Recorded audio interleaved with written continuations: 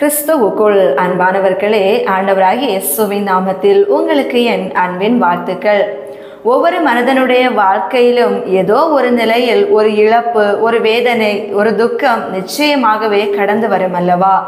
அந்த தருணத்திலே எப்பொழுதுமே நம்முடைய நற்குணங்களாக இருக்கலாம், பரிசுத்த வாழ்க்கை, கீழ்ப்படுகின்ற வாழ்க்கை, உண்மை, இவைகள் எல்லாவற்றையுமே அந்த இழப்பின் நிமித்தம் நாம் கைவிடப்பட்டவர்களா, இனி நான் இப்படி இருக்க மாட்டேன், இனி நான் இப்படி வாழ மாட்டேன் என்கிற எண்ணம் நமக்குள் வராதபடிக்கு அந்த நிலையிலும் நம்முடைய பரிசுத்த வாழ்க்கையும் உண்மை வாழ்க்கையும் கர்த்தரை தேடுகிற வாழ்க்கையும் அப்படியாகவே சீரோடு கூட நாம் கொண்டு போகின்ற பொழுது அது நம்முடைய எதிர்கால வாழ்க்கையை நிச்சயமாகவே திருப்பி போடும் என்பதில் எந்த மாற்றமும் இல்லை. வேதத்திலும் ரூத்தின் புஸ்தகம் 3ஆம் அதிகாரம் அதனுடைய 10வது வசனம் சொல்லுகிறது, அதற்கு அவன், மகளே, நீ கர்த்தரால் ஆசீர்வதிக்கப்படுவாயாக, நீ தரித்திரரும் ஐஸ்வர்யவான்களுமான வாலிபர்களின் பிறகே போகாததினால் உன் முந்தின நற்குணத்தை பார்க்கிலும் உன் பிந்தின நற்குணம் உத்தமமாய் இருக்கிறது என்று போவாஸ் ரூத்தை பார்த்து இந்த வார்த்தைகளை சொல்லுகிறதை நாம் பார்க்கின்றோம். ஏன் இந்த வார்த்தைகளை அவர் சொன்னார்? ரூத் ஏற்கனவே தன்னுடைய முதல் கணவனை இழந்து போயிருந்தாள்.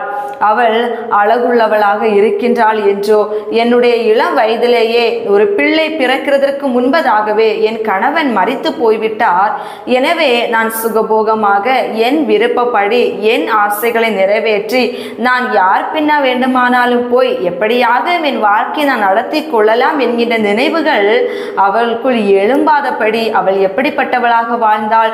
ரூத் எப்படி ஒரு திருமணம் ஆகிறதற்கு முன்பதாகவும் சரி, முதல் கணவனை இழந்த பொழுதானாலும் சரி, அவள் எப்படி உண்மையோடு உத்தமத்தோடு தன் கடமைகளை சரியாக நிறைவேற்றி உண்மையாக கர்த்தருக்குள் வாழ்ந்து வந்தாளோ, அதே போன்று அந்த கணவன் இறந்த பிறகும், அந்த இழப்பு நேர்ந்த பிறகும் அவள் அந்த உண்மை வாழ்க்கையை விடவில்லை. என் கணவன் இப்பொழுது என் அருகில் இல்லை, எனவே என் விருப்பப்படி வாழலாம் என்கின்ற எண்ணமும் அவளுக்குள் எழும்பாதபடி அவள் பரிசுத்தத்திலும் கர்த்தருக்கு பயப்படுகிற பயத்திலும் கீழ்ப்படிதலிலும் அவள் உண்மையோடு இருந்தபடியினால் போவாஸ் இந்த வார்த்தையை சொல்லுகின்றால், உன்னுடைய முந்தின நற்குணத்தை பார்க்கிலும் இந்த பிந்தின நற்குணம் மிகவும் உத்தமமானதாக இருக்கிறபடியினால் நீ கர்த்தரால் ஆசீர்வதிக்கப்பட்டதாக நிச்சயமாகவே இருப்பாய் என்று அவர் வாழ்த்துதல் சொல்லுகிறதை நாம் பார்க்கின்றோம். இன்றைக்கு நம்மை பார்த்து தேவன் இந்த வாழ்த்துதலை சொல்ல முடியுமா? நீங்களே நினைத்து பாருங்கள்.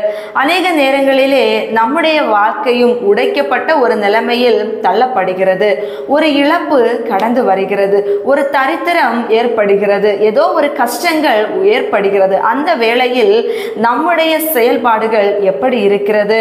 அந்த வேளையிலே இனி நான் உத்தமமாக வாழ்ந்து என்ன பிரயோஜனம், இனி நான் உண்மையே பேசி எனக்கு கிடைத்த பலன் இதுதான், பரிசுத்தம் பரிசுத்தம் என்று கர்த்தருக்குள் வாழ்ந்து நான் அடைந்த பலன் இதுதான் என்று நம்முடைய வாழ்க்கையே வெறுத்து போனது போல நம்முடைய பரிசுத்தத்தை மறந்து, உண்மை மறந்து, ஜெபத்தை மறந்து, கர்த்தரை தேடுவதை மறந்து, ஆலயத்தை மறந்து, வேதத்தை மறந்து இன்னைக்கு முந்தின வாழ்க்கையை பார்க்கிலும் பிந்தின வாழ்க்கை மிகவும் மோசமானதாக அல்லவா இருந்து கொண்டிருக்கிறது?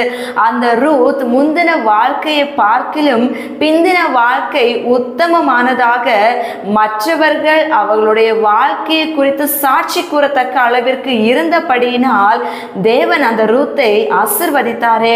போவாஸ் என்கின்ற ஒரு மேலான ஒரு மனிதனை, ஒரு செல்வந்தனை, ஒரு அதிபதியை ஒரு கணவனாக கொடுத்து இடிந்து போன ரூத்தின் வாழ்க்கையை அவர் அலங்கமாக கட்டி எழுப்பினார் அல்லவா? அன்புக்குரியவர்களே, தேவன் நம்மிலும் எதிர்பார்க்கிறது அதுதான். நம்முடைய வாழ்க்கையிலே எப்பேற்பட்ட கஷ்டங்கள், பாடுகள், உபத்திரவங்கள் வந்தாலும் உண்மையாக வாழுகிற பொழுது, அப்பேற்பட்ட கஷ்டங்கள் வந்தால் தேவன் நிச்சயமாகவே நம்முடைய உண்மைத்துவமும் நம்முடைய உத்தமமும் பரிசுத்தமும் நிலையானதாக எப்பொழுதும் இருக்குமே. ஆனால் கர்த்தர் மீது வைத்திருக்கிற அன்பும் அந்த உண்மையும் சற்றும் குறையாததாக இருக்குமே. ஆனால் உங்கள் இடிக்கப்பட்ட வாழ்க்கையும் மறுபடியும் கட்டி எழுப்புவார்.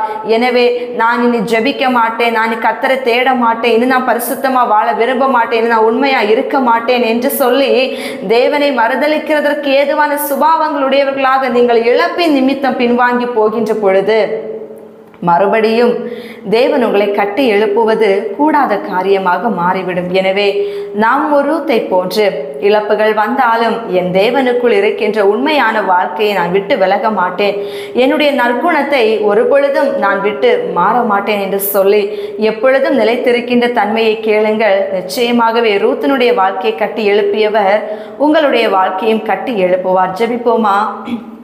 அன்பின் நல்ல தகப்பனே, நாங்கள் ஒவ்வொரு நாளிலும் சமூகத்தில் வந்து நிற்கின்ற பொழுது ஏதோ ஒரு கடமைக்காக அல்ல, ஒரு தேவைக்காக அல்ல, ஒவ்வொரு நாளிலும் என் கர்த்தர் விரும்புகின்ற அப்பா சுபாவங்களோடு வணையப்பட்ட ஒரு பாத்திரமாக உமக்கு முன் திகழ்வதற்கு எங்களுக்கு கிருபை தாரும். கண்ணீரின் மத்தியில் இருந்தாலும் சரி, துன்பத்தின் நடுவிலாக இருந்தாலும் சரி, மிகுந்த ஆனந்தமாக இருந்தாலும் சரி, எப்பொழுது உமக்குள் ஒரே தன்மையோடு கூட நிலைத்திருக்கின்ற ஒரு இருதயத்தை எங்களுக்குள் தாரும். நாங்கள் உமக்குள் எப்பொழுதும் நிலைத்திருக்கின்ற பொழுது நாங்கள் பள்ளம் வீடுகளில் தாண்டி வருவதற்கான வழிகளை நீங்கள் ஏற்படுத்தி கொடுக்கிறவர் என்பதனை நாங்கள் அறிந்திருக்கின்றோம். எனவே நடக்கின்ற சூழ்நிலைகளை பார்த்து உம்மை விட்டு விலகி போகாதபடி எந்த நிலையிலும் எங்கள் கண்மலையாகிய கிறிஸ்துவை பற்றி பிடித்து கொண்டு உமக்குள் நிலைத்திருந்து நாங்கள் சகல நற்குணத்திலும் சிறந்து விளங்குவதற்கு தேவன் எங்களுக்கு பலன் தர வேண்டும் என்று சொல்லி கரங்களுக்குள்ள எங்களை ஒப்பு கொடுத்து செபிக்கிறோம். இயேசு கிறிஸ்துவின் நாமத்தினால் செபிக்கிறோம் நல்ல பிதாவே, ஆமென். God bless you.